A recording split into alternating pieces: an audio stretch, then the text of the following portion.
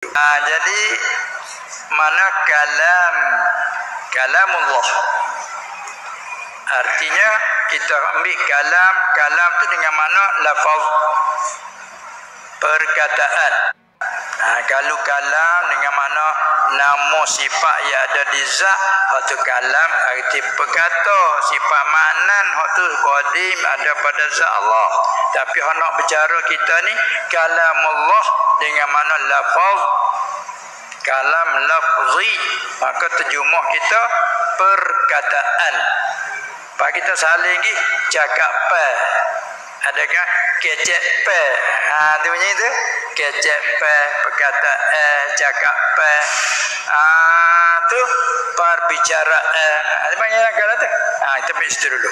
Sudah ada dua bentuk. Mana kalamullah ialah Quran satu. Dan kalamullah juga dikatakan hadis kudusi.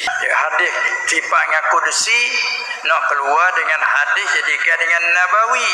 Hadis nabawi. Jadi Quran ini hak yang diturunkan, yaitu al-lafzul munazzal ala nabiyyina ataupun rasulina sallallahu alaihi wasallam.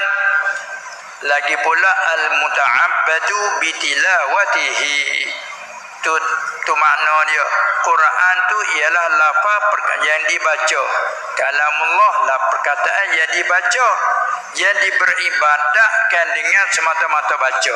Sampai tu baca Quran walau tak erti apa arti sekalipun, tapi kita baca betul. Serta hati ikhlas, boleh pahala 1 huruf 10 kebajikan. Apa arti tak tahu arti, pergi baca dengan ikhlas, boleh pahala. Itu jadi ibadat dengan semata-mata baca Quran. Manakala hadis kursi kalamullah juga, tapi hak Nabi cerita kata Tuhan kata, tapi bukan Quran. Bila Nabi sallallahu nak royak, dia kata qala Allah ataupun Allah yaqulullah taala, firman Allah taala, ana inda zanni abdi bi masalah. Yaqulullah taala ana ahadus syarikain. Itu bukan ayat Quran. Mana Allah kata aku salah satu daripada dua yang kongsi. Orang berkongsi 2 orang, aku yang ketiga. Ana inda zanni abdi bi, akulah di sisi hamba-Ku, di sisi sengko hamba-Ku. Hamba-Ku suka baik dengan aku buat baik. Kalau hamba-Ku suka buruk ke aku, jahat aku balas datang suka buruk tu.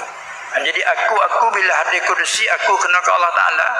Kalau hadis nabawi, sesungguhnya aku, dia hadis nabawi, ahibbul arab li thalathin li anni arabiyun. Kamu kasih ke Arab kerana 3 perkara. Sana bahawa aku Arab, aku kena Nabi tu. Ada pun hadis kudusi, Nabi cerita kata Tuhan kata, aku di sisi seko hamba aku kena siapa tu?